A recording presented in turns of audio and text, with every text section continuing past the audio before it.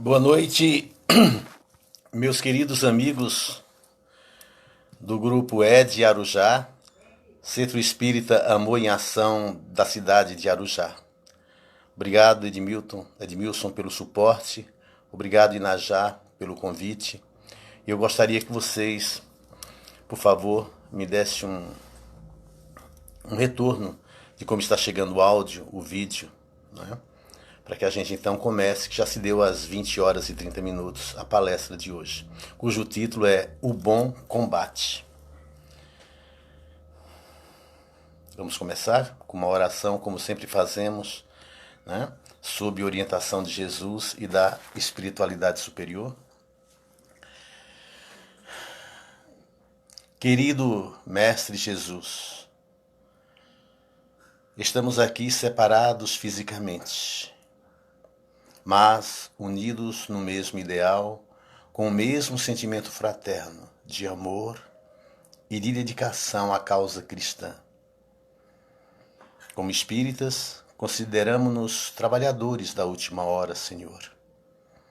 E a mensagem da noite é para que a humanidade analise suas próprias individualidades para crescerem em direção a Deus. Rogamos o concurso dos bons espíritos, Senhor, porque sem eles ficamos sempre muito vulneráveis aos erros e às falhas. Com Jesus no barco, tudo vai bem. Por isso, temos certeza da presença amada do nosso divino amigo, para que ele nos intua, nos proteja e nos dê sustentação durante o decorrer da palestra. E assim, na certeza do amparo espiritual da presença iluminada de Jesus, sob as bênçãos de Deus, nosso Pai, pedimos licença para iniciarmos a palestra da noite. Que assim seja, graças a Deus. Graças a Deus. Meus queridos irmãos, minhas queridas irmãs de ideal espírita, que Deus, nosso Pai, que é fonte inexaurível de amor e poder, nos abençoe. E que o nosso Mestre Jesus, o benfeitor incomparável de nossas vidas e amigo incondicional de todas as horas, nos envolva com a sua infinita e misericordiosa paz. Parábola é uma história, muitas vezes alegórica e às vezes verdadeira, que tem por finalidade um ensinamento moral. E existe uma parábola árabe que consta das lendas árabes, que um homem de sabedoria e de amor, como esses iluminados da vida, que andam pelo mundo, deixando por onde passam um rastro de luz, por causa da sabedoria e do amor que deles se irradiam. Conta-se que um desses homens andava por uma região desértica, quando sentiu muita sede e avistou ao longe uma suntuosa floresta, e às margens, na periferia da floresta, do lado de fora, um casebre, uma casa de aspecto muito pobre, mas que ali certamente teria água para que ele saciasse a sua sede. Aquele homem sábio dirigiu-se àquele singelo lar e pediu água. Ao ser atendido e satisfeito o seu desejo e saciado a sua sede, olhou para o dono da casa que o serviu e perguntou do que ele vivia. Ele disse-lhe que era lenhador e que vivia de parcos recursos que adquiria vendendo alguns gravetos e lenhas pela periferia daquela floresta. O homem sábio então agradece a água e se retira. Depois de dar alguns passos, ele para, volta-se para o homem que o atendeu e, a título de despedida, ele deixa uma frase no ar. Ele olha para o homem e diz: Homem, entra na floresta. Ele diz isso e vai embora. Aquele homem fica com aquela frase na mente. Aquele homem fica com aquela frase na cabeça. O que ele quis dizer com isso? Homem, entra na floresta. Então ele olha ao lado e mais uma vez ele vislumbra aquela floresta fechada, ainda virgem, ainda não desbravada pelo homem. E ele se dá conta de que todos aqueles anos ali vividos, ele nunca adentrou naquela floresta. E depois de alguns dias com aquela frase na mente, homem, entra na floresta, ele começou a entrar, atendendo ao chamado, ao convite daquele homem sábio. Ele começa a entrar na floresta e começa a ficar deslumbrado com árvores que até então ele não conhecia. Eram mognos, jacarandás, muitas madeiras de lei. Madeiras que, pela periferia da floresta, por fora daquela floresta, ele não conhecera. Como lenhador que era, ele começou a explorar aquela floresta, a tirar aquelas madeiras ricas de lei e vender na cidade. E o negócio começou a prosperar. De repente, aquele homem começa de fato a ficar rico. E cada vez que ele adentra na floresta, cada vez que ele explora aquela riqueza vegetal, ele fica cada vez mais rico. Em uma dessas excursões pelo interior da floresta, eis que aquele homem encontra um tesouro, uma jazida de ouro e prata.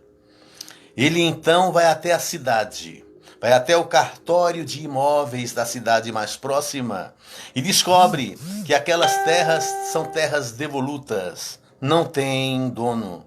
Ele então as registra em seu nome e começa a explorar, além das madeiras ricas, a explorar aquela mina de ouro e prata. E ele vai ficando cada vez mais rico, mas junto com a riqueza, os problemas inerentes de todos os ricos. Eram problemas com funcionários, eram demandas trabalhistas, eram problemas com o governo e com o imposto de renda e todos os problemas inerentes ao poder aquisitivo. Ele não é um homem feliz. Ele não é um homem feliz, apesar de ter adentrado na floresta, seguindo a orientação do sábio, e hoje se transformar num homem de rara riqueza, de muita riqueza. Mas ele é infeliz, ele tem muitos problemas a resolver, ele tem uma inquietação espiritual que não o abandona. E ele fica pensando, o sábio me mandou entrar na floresta, eu entrei, deu certo, fiquei rico, mas sou infeliz, o que adianta? O que adianta tanta riqueza se ela não me trouxe felicidade? O tempo vai passando e aquele homem vai ficando cada vez mais rico, né? Tem uma grande madeireira e tem aquela jazida de ouro e prata que ele ainda explora. Está cada vez mais rico. Ele agora já está numa idade muito madura. É, meus amados, porque o homem tem 4 idades ou 4 fases na sua vida. Tem a infância, tem a juventude, tem a maturidade e tem o você está ótimo. Quando alguém se aproximar de cada um de nós, dizendo você está ótimo, é porque já estamos na idade do você está ótimo. É porque já estamos na idade além de madura. E nessa idade do você está ótimo, aquele homem ainda era muito infeliz, apesar da grande riqueza que detinha. Um dia, este homem consegue encontrar-se novamente com o sábio, com aquele homem do passado, e pergunta se ele se lembra dele, se ele o reconhece, e aquele sábio se lembra. Aquele sábio se lembra, apesar de tantos anos passados. Mas por que será que aquele sábio se lembrou dele? Porque os sábios praticam uma. Eles têm uma prática ou praticam uma situação do que o budismo chama de atitude consciente. Eles prestam atenção no momento vivido, naquilo que está acontecendo naquele momento com eles. Por isso que jamais se esquecem de qualquer coisa. Porque muitas vezes esquecemos a chave do carro onde colocamos. Porque aonde deixamos, por exemplo, a chave do carro, as nossas mentes estavam em outro lugar. Fisicamente estávamos ali, deixando algo para guardar a chave do carro, ou seja lá, qualquer outro objeto, mas a nossa mente, os nossos pensamentos estavam em outro lugar. Por isso, e depois quando alguém nos pergunta onde você colocou aquele objeto, onde você colocou aquela chave do carro, você não se lembra, porque sua mente estava em outro lugar. Os sábios que praticam a atitude consciente, eles jamais se esquecem. Porque se todas as vezes, todas as nossas atitudes, nós estivéssemos conscientes daquilo que estamos fazendo, certamente não nos esqueceríamos nunca, nunca. E os sábios têm essa sabedoria de viver em cada momento como um milagre que jamais será repetido. E o sábio se lembrava dele. E ele disse: Sábio, eu segui a sua orientação e eu entrei na floresta. Eu entrei na floresta sábio e me tornei um homem rico, um dos homens mais ricos do meu país. Mas, junto com a riqueza, os problemas inerentes à própria riqueza. E eu não me sinto feliz, sábio. Eu sou um homem muito infeliz. O que o senhor tem a me dizer? O sábio o olhou paternalmente. E depois de alguns instantes de silêncio, lhe disse: Ah, meu filho, é que você entrou na floresta errada. Como assim? Como eu adentrei na floresta errada? Meu filho, quando eu te disse, homem, entra na floresta, eu me referia à sua floresta interior, para que você entrasse dentro de você mesmo, para que você fizesse uma viagem profunda no seu interior, para descobrir as coisas que te fazem infeliz. E a partir daquela excursão interior, você se tornar um homem realizado, completo e feliz.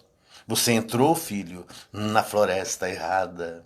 Não era na floresta material, mas na floresta da sua consciência, na floresta da sua mente. Então aquele homem conta a lenda que a partir daquele dia, daquela nova orientação, ele passou a entrar para dentro dele mesmo, através de profundas meditações, e a descobrir problemas, causas de sofrimentos que ele passava e resolver intrinsecamente tudo isso. E, consequentemente, ele anelou uma felicidade melhor a partir dali. Quando, meus amados, eu me deparei com essa parábola, com essa lenda árabe, eu pensei na nossa vida aqui na Terra. Quando nascemos e começamos a ter consciência de nós mesmos, a gente começa a viver dos sentidos. A gente começa a viver experimentando e saboreando os prazeres que os 5 sentidos físicos nos proporcionam, a nós espíritos encarnados. E passamos a valorizar muito esses prazeres efêmeros da carne, da matéria, dos sentidos físicos. Né? A paladar, audição, visão, tato, né? Olfato. E tudo isso nos proporciona alguns prazeres. E a gente começa a viver e a desfrutar de tudo isso. Então começamos a adentrar na floresta física, na floresta material, a pensar em riqueza, a almejar profissões rentáveis, rendosas, e começamos a progredir na vida. E certamente a felicidade não está nessas coisas, porque Podemos ser felizes ricos e podemos ser felizes também pobres, porque felicidade é um estado de espírito. Quando nascemos no mundo físico, muitas vezes adentramos sempre na floresta errada. Estamos na terra para evoluirmos, estamos na terra para crescermos, porque a morte é inexorável, porque nascemos, isso é fato, e a única fatalidade que conhecemos na vida enquanto encarnados é a morte do corpo físico e, consequentemente, o desencarne do nosso espírito. Ou eu, espírito desencarnado. Porque um espírito não pode habitar um corpo sem vida, né? Sem fluidos vitais. Então o corpo morre para que o espírito saia e não o contrário. Então um dia vamos realmente morrer. Um dia nosso corpo vai morrer, nós vamos desencarnar. E aí? E aí? Como vai ser da nossa vida? Porque a vida vai continuar. A vida não acaba com a morte do corpo físico. A vida vai continuar.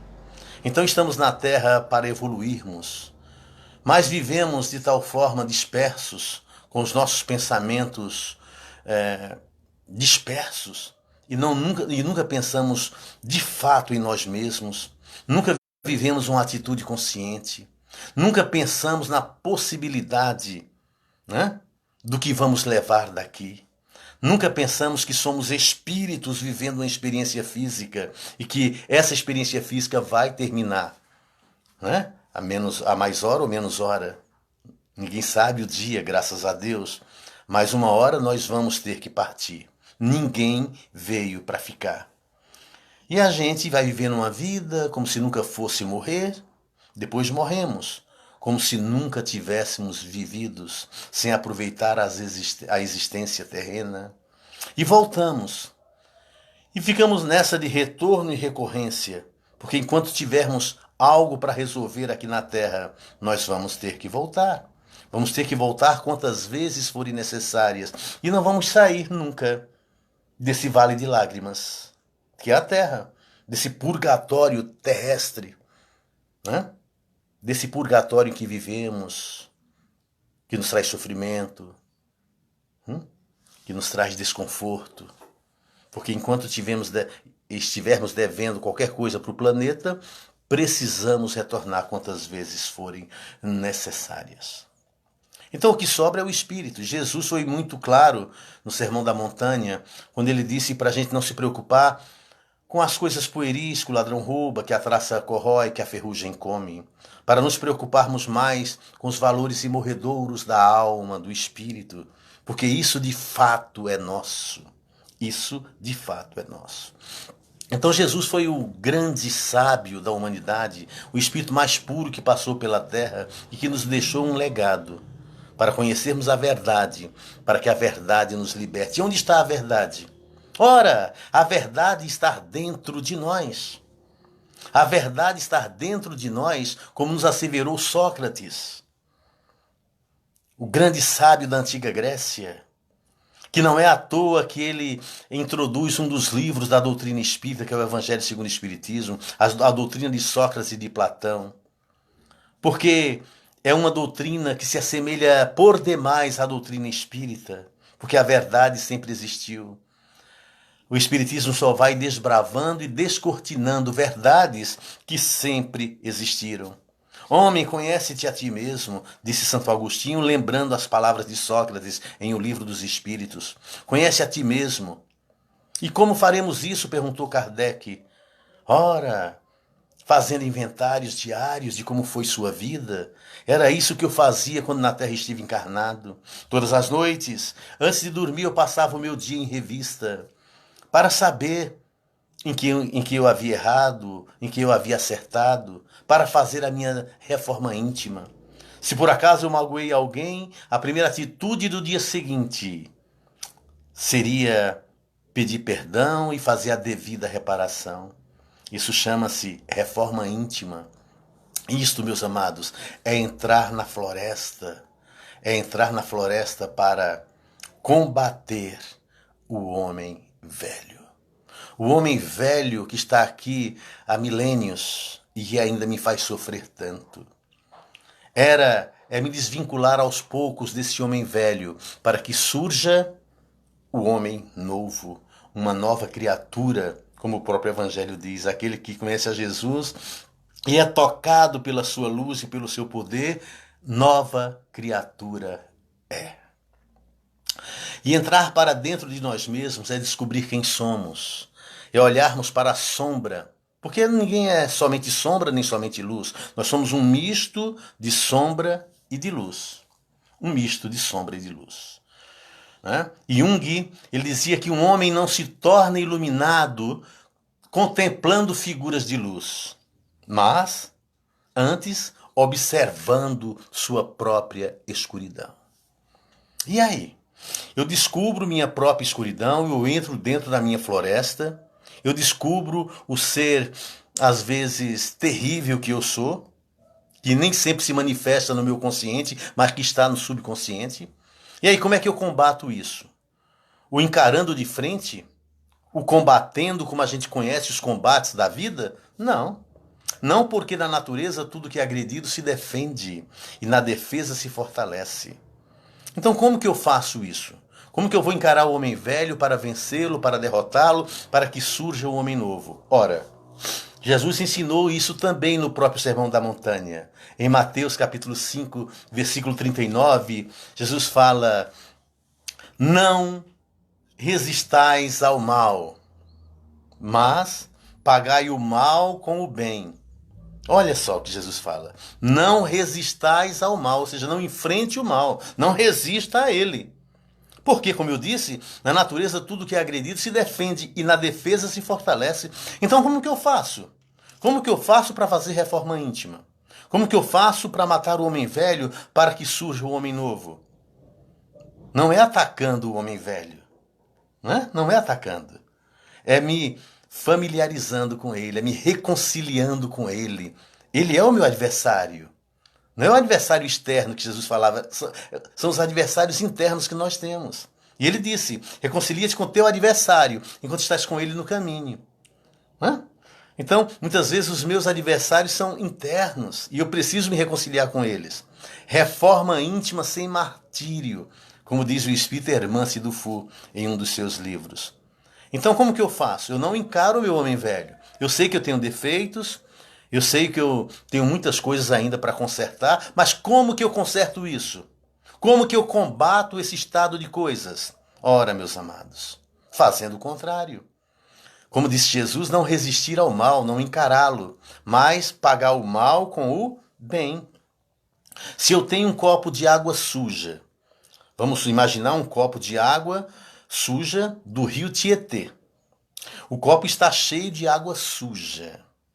Como que eu transformo esse copo de água suja em um copo de água limpa, de água pura, sem, contudo, esvaziar o copo? Porque o copo sou eu. Porque o copo não pode ser esvaziado. Então, como que eu transformo esse copo de água suja em água potável, em água límpida, em água pura, cristalina? Ora, meus amados, derramando água limpa dentro do copo, derramando água limpa dentro do copo incessantemente. O que vai acontecer? O copo vai transbordando cada vez mais. E essa água interna vai se transformando em água mais limpa. Na medida do possível, na medida em que eu coloco água limpa, a água interna vai transbordando e o copo vai se transformando. E a água vai ficando água limpa. A demora vai depender da quantidade de água limpa que eu coloco. Ora, o que isso quer dizer? Que eu faça o bem, que eu ame, que eu perdoe, que eu me aproxime das leis de Deus, que eu seja humilde. Eu sei que eu sou orgulhoso, mas eu não vou encarar o meu eu orgulhoso de frente, porque ele vai crescer cada vez mais. Ele vai crescer cada vez mais. E Jung fala também sobre isso. Então eu vou procurar desenvolver humildade. Eu vou procurar fazer o contrário. E com certeza, mesmo eu sendo um ser orgulhoso, ao tentar praticar humildade no meu dia a dia, quando eu estou vivendo uma atitude consciente, prestando atenção em mim mesmo, o meu orgulho ele vai enfraquecendo, porque a treva não tem força contra a luz. A luz é irresistível, o bem é irresistível. Então, a proposta é essa, meus amados. Porque as leis de Deus estão escritas na nossa consciência. Questão 621 do Livro dos Espíritos. As leis de Deus estão escritas na nossa consciência. E o homem tem, naturalmente, o discernimento do bem e do mal. Nós sabemos o que é justo e o que é injusto. O que é bem e o que é mal. Nós sabemos o que é certo e o que é errado.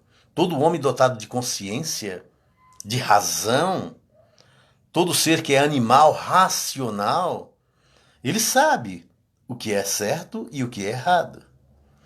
Então, se eu faço coisas erradas, se eu já fiz muitas coisas erradas, agora é começar a fazer a coisa certa.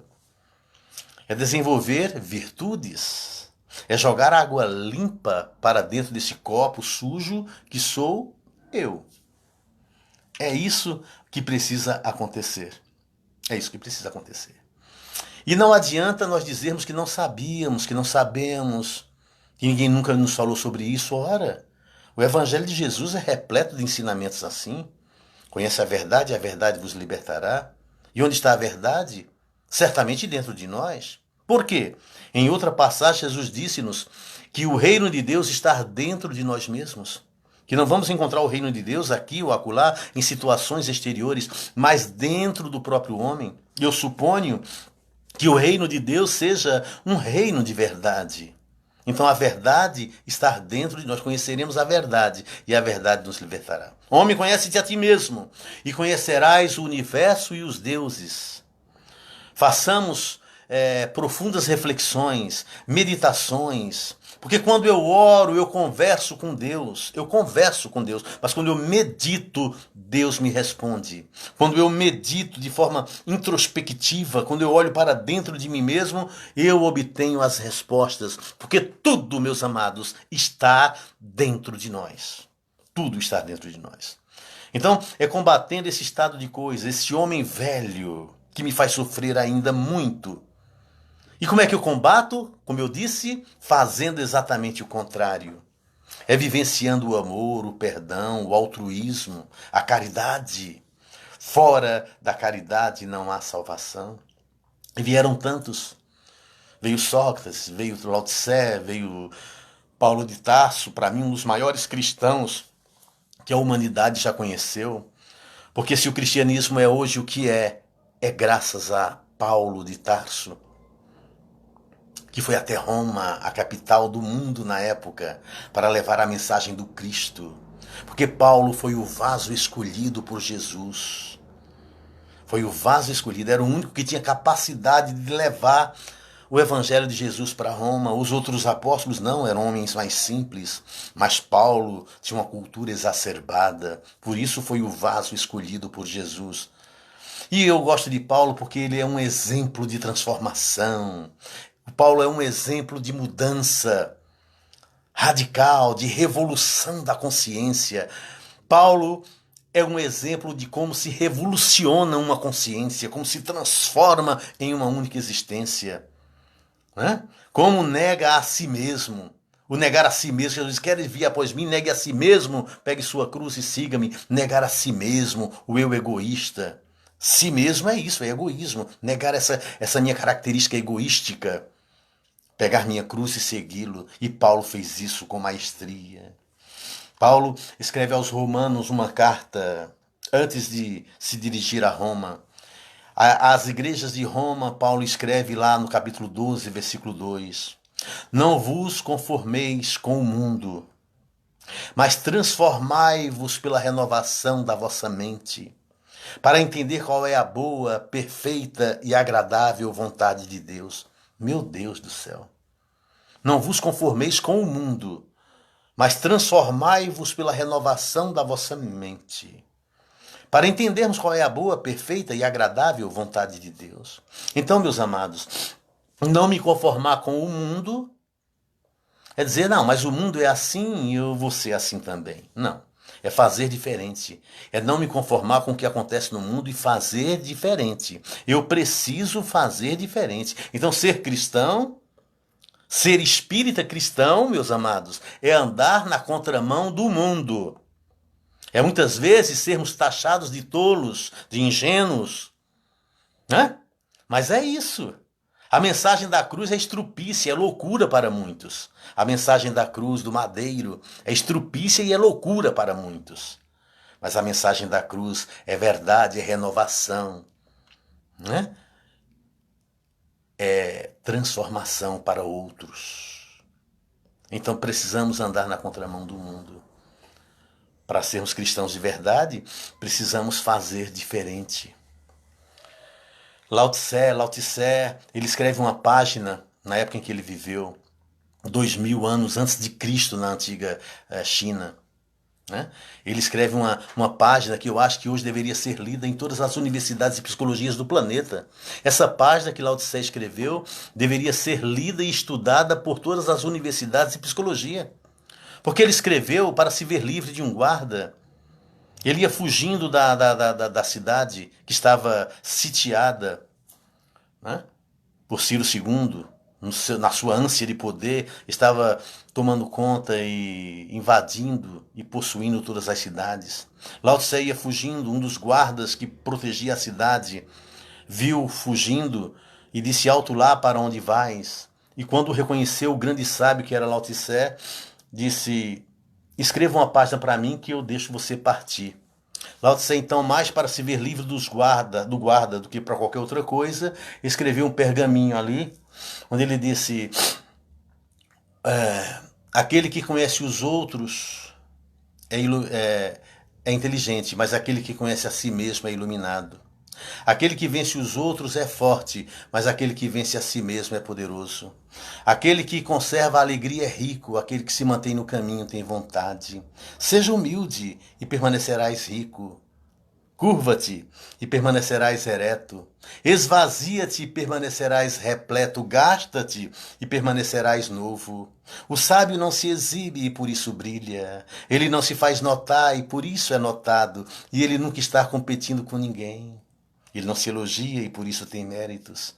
E por nunca estar competindo com ninguém, ninguém no mundo pode competir com ele.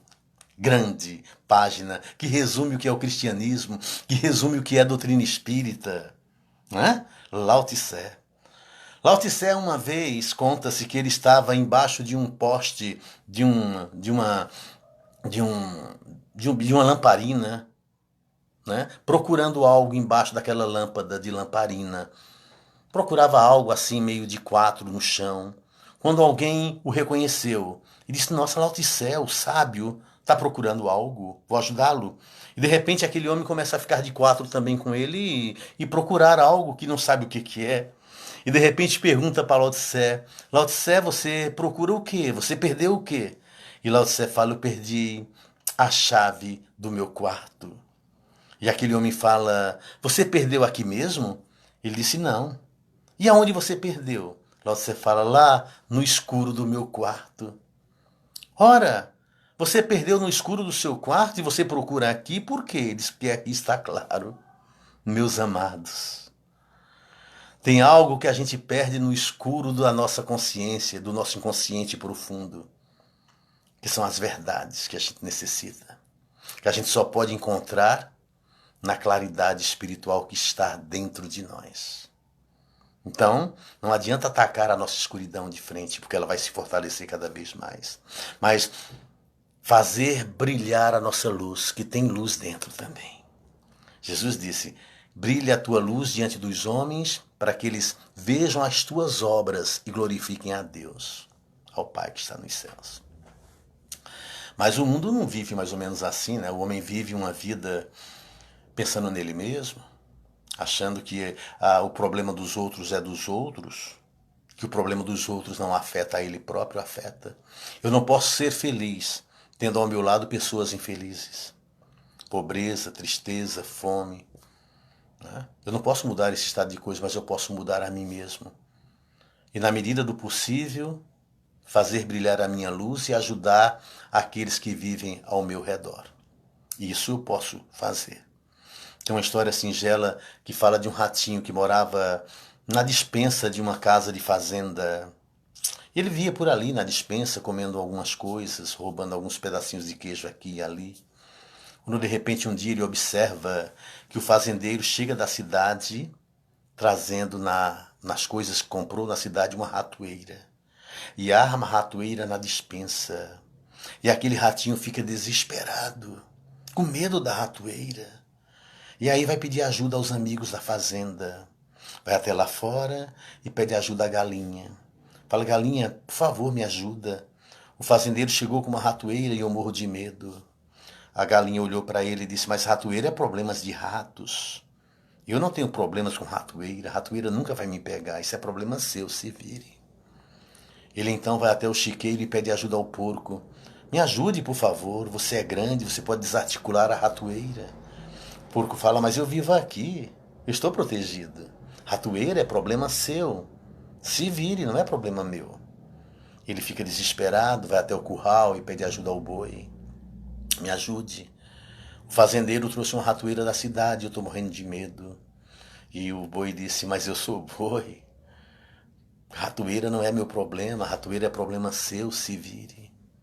Ele então volta para dentro da despensa, fica dentro do seu esconderijo e quase não sai mais, fica por ali. Um dia, em uma dessas noites, a mulher do fazendeiro escuta um barulho da ratoeira sendo articulada, tendo pego algum animal, e ela pensa, a ratoeira pegou o rato, e vai até a despensa para ver. Mas está escuro, e ela começa a tatear na direção da ratoeira, e quando vai chegando próximo à ratoeira, é mordida por uma cobra. Porque a ratoeira pegou foi uma cobra, mas pegou a cobra ali pelo meio do corpo, e a cobra estava se debatendo. E a mulher do fazendeiro, ao chegar próximo, sem saber o que estava acontecendo, foi picada pela cobra. Então começa a definhar, começa a ficar doente, o fazendeiro leva à cidade, e ela começa a fazer tratamento e volta para casa, e não melhora, e está entre a vida e a morte. E aí se esquecem do rato, se esquecem de tudo, né? Esquece da ratoeira.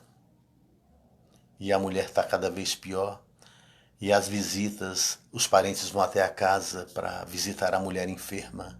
E nessas visitas a casa cada vez mais cheia. O fazendeiro fala para a empregada, para alimentar esse povo que vem visitar a minha mulher, vá até o galinheiro.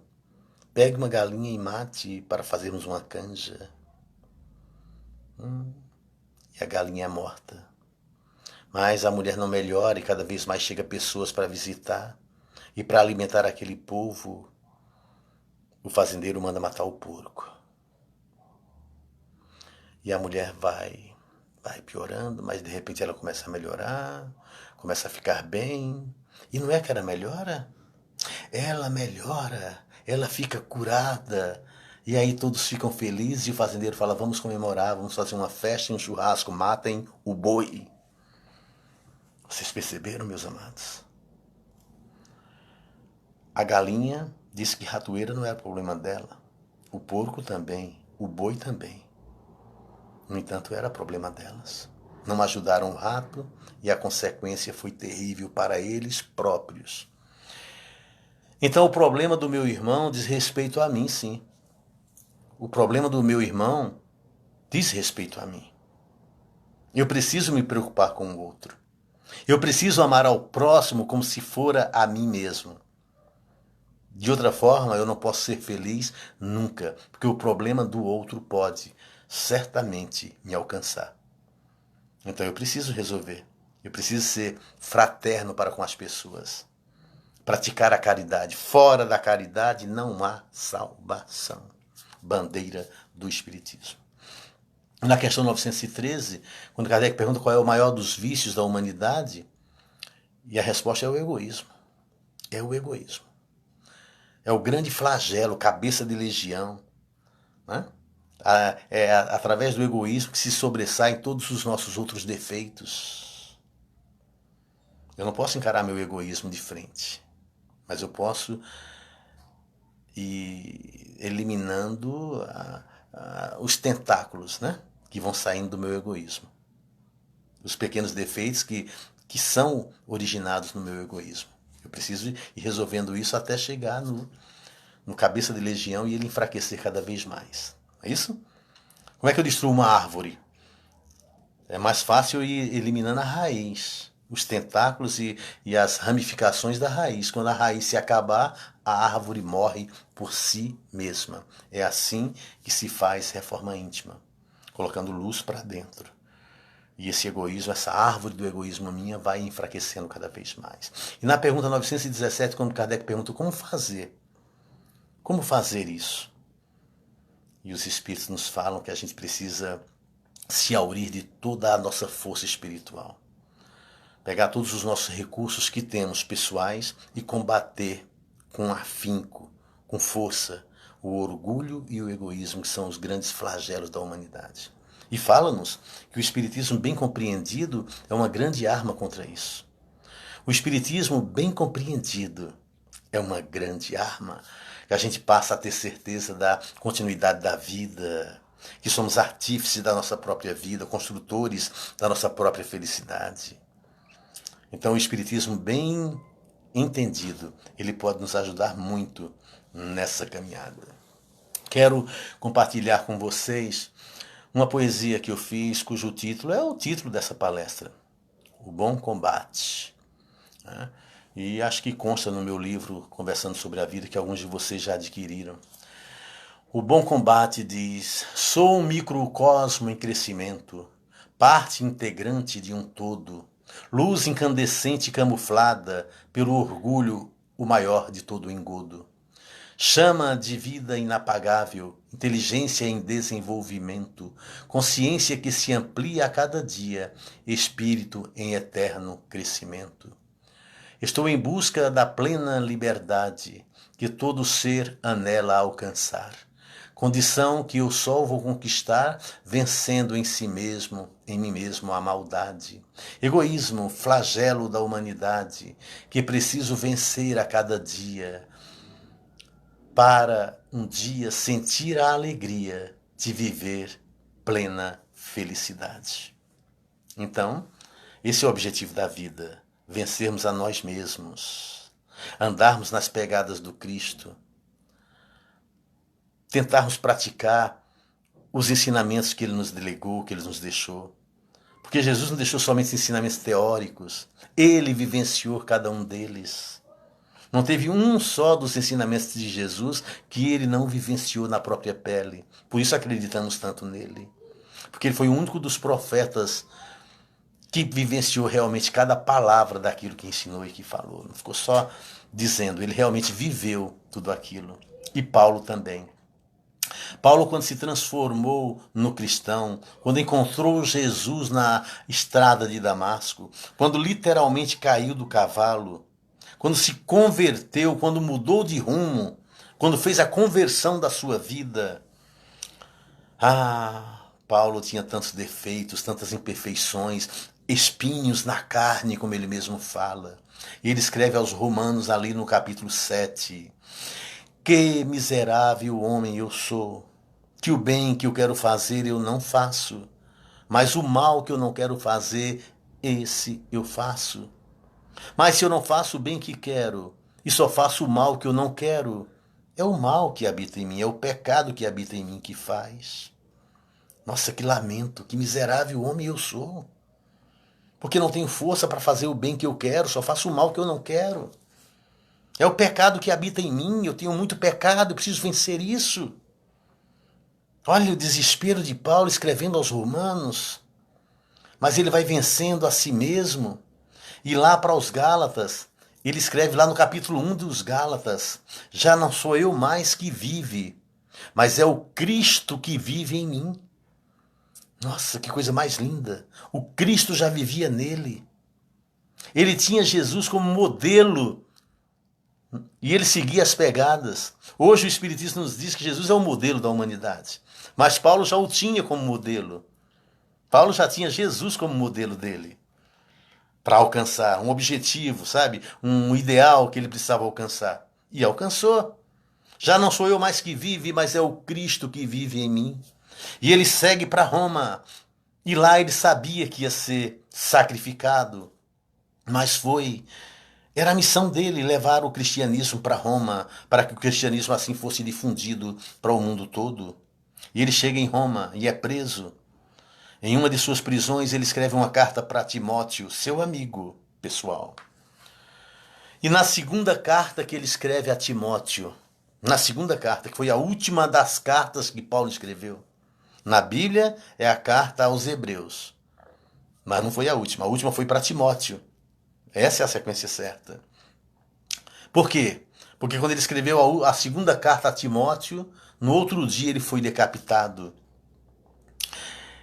E ele sabia disso. Ele sabia que ia ser decapitado no dia seguinte. E nessa carta a Timóteo, a segunda das cartas de Paulo a Timóteo, ele escreve: combati o bom combate, findei a carreira, guardei a fé. Olha que coisa mais linda. Combati o bom combate, findei a carreira, guardei a fé. Bom combate. O que é o bom combate? O bom combate é esse que eu acabei de falar tantas coisas. É do homem contra ele mesmo. Porque o mau combate é do homem contra outro homem. Esse é o mau combate. Então, meus amados, sigamos os exemplos de Paulo. Sabemos que não fazemos ainda o bem que queremos. Ainda fazemos o mal que não desejamos fazer. Mas procuremos viver como Jesus viveu. Deixar que esse Jesus, que esse Cristo viva em nós. Para, como Paulo, dizermos com muita propriedade, quando chegar o fim da nossa existência terrena: combati o bom combate, findei a carreira, guardei a fé. Meus amados, eu desejo que os ventos da prosperidade batem suas costas te impulsionando avante, para que tenhas prosperidade e felicidade na vida. Que o sol sempre brilhe em seu rosto e ilumine seus passos, levando luz e alegria de viver a sua vida às vezes difícil, a sua vida às vezes cheia de problemas. Que as bênçãos de Deus sempre caia sobre você. E até nos encontrarmos de novo, que Deus o tenha ou que Deus a tenha, tranquilos e suaves, na palma de sua mão. Muito obrigado a todos. Que Deus nos abençoe. Vamos orar. Vamos orar para agradecermos a Deus. Senhor Jesus, vós que sois o nosso modelo, o nosso guia, o nosso bom pastor, aquele que deu a vida por suas ovelhas, aquele que fez o grande sacrifício de deixar os páramos celestes aonde habita, para encarnar num corpo perecível, somente para nos ensinar a amar. Ninguém amou tanto a humanidade, senão aquele que assim agiu. Senhor Jesus, nossos corações estão cheios de gratidão e de alegria por termos você, amado amigo, como modelo, como guia, como luz das nossas vidas. Sabemos, Mestre Jesus, que somente Tu és o caminho, a verdade e a vida, porque somente os Teus ensinamentos podem nos conduzir a Deus. Somente os Teus ensinamentos, Senhor Jesus, podem nos conduzir à felicidade maior de estarmos juntos do Pai, como Tu sempre estivestes.